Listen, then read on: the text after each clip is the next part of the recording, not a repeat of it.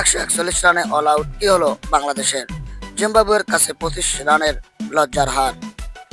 দর্শক, বাংলাদেশ ক্রিকেটে আরেকটি হতাশার দিন। মাত্র 141 রানের সহজ লক্ষ্য তাড়া করতে নেমে 116 রানে অল আউট হয়ে গেছে টাইগাররা।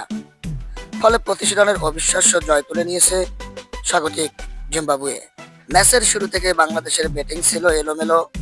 একের পর এক ব্যাটার দ্রুত উইকেট হারান। কেউই ইনিংস বড় করতে পারেননি। সহজ লক্ষ্য হওয়া সত্ত্বেও ব্যাটারদের দায়িত্ব জ্ঞানহীন শট এবং জিম্বাবুয়ের নিয়ন্ত্রিত বোলিং বাংলাদেশের রান তাড়াকে কঠিন করে তোলে। অন্যদিকে জিম্বাবুয়েও বড় সংগ্রহ করতে পারেনি। তারা 36.4 ওভারে 141 রানেই অল আউট হয়ে যায়। তখন মনে হচ্ছিল ম্যাচটি সহজেই জিতে যাবে সফরকারী বাংলাদেশ, কিন্তু ব্যাটিং ব্যর্থতায় সেই সুযোগ হাতছাড়া হলো সফরকারীদের।